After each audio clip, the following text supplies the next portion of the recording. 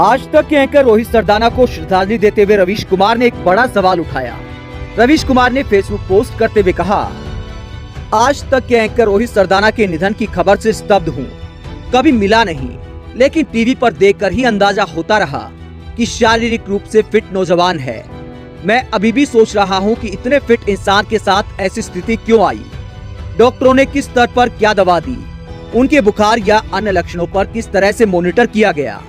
मैं डॉक्टर नहीं हूँ, लेकिन कोविड से गुजरते हुए जो खुद अनुभव किया, उससे लगता है कि डॉक्टर सही समय पर जरूरी दवा नहीं दे रहे।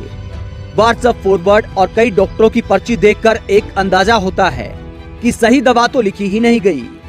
इसीलिए मैंने एक कमांड सेंटर बनाने का सुझाव दिया, जहां देश भर से रैंडम प्रिस्क्रिप्शन और मरीज के बुखार की डिटेल को लेकर अध्ययन किया जाता और अगर इस दौरान कोई चूक हो रही है तो उसे ठीक किया जाता। कई लोग लिख रहे हैं कि आज तक ने रोहित सरदाना के निधन की खबर की पट्टी तुरंत क्यों नहीं चलाई। मेरे ख्याल से इस विषय को महत्व नहीं देना चाहिए। आप सोचिए, जिस न्यूज रूम में ये खबर पहुंची होगी, बम की तरह धमाका हुआ होगा। उनके सहयोगी साथी सबके होश उड़ गए होंगे, सबके हाथ पांव कांप रहे होंगे। आप बस यही कल्पना कर लीजिए तो बात समझ आ जाएगी। दूसरा, ये भी मुमकिन है कि रोहित के परिवार में कई बुजुर्ग हों, उन्हें सूचना अपने समय के हिसाब से दी जानी है।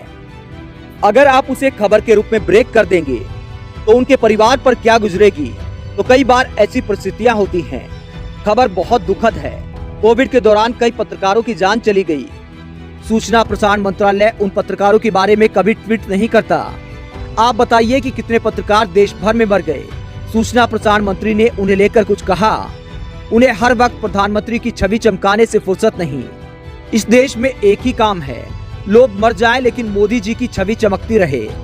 आप लोग भी अपने घर में मोदी जी के 20-20 फोटो लगा लें। रोज साफ करते रहें ताकि उनका फोटो चमकता रहे। उसे ट्वीट कीजिए ताकि उन्हें कुछ सुकून हो सके कि मेरी छवि घर घर में चमकाई जा रही है। आम लोगों की भी जान चली गई। प्रभावशाली लोगों को अस्पताल नहीं मिला, ऑक्सीजन नहीं मिला, वेंटिलेटर बेड नहीं मिला। आप माने या न माने, इस सरकार ने सबको फंसा दिया है। आप इनकी चुनावी जीत की घंटी गले में बांधकर घूमते रहिए, कमेंट बॉक्स में आकर मुझे गाली देते रहिए, लेकिन इससे सच नहीं बदल जाता है।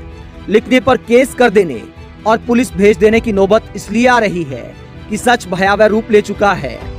जो लोग इस तरह की कार्रवाई के साथ हैं, वो इंसानियत के साथ नहीं हैं। इस देश को झूठ से बचाइए, खुद को झूठ से बचाइए। जब तक आप झूठ से बाहर नहीं आएंगे, लोगों की जान नहीं बचा पाएंगे। रोहित सरदाना को श्रद्धांजलि।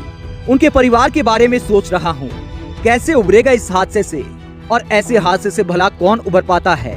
भारत सरकार से मांग करूंगा कि रोहित के परिवार को 5 करोड़ का चेक दे, और वो भी तुरंत, ताकि उसके परिवार को किसी तरह की दिक्कत न आए।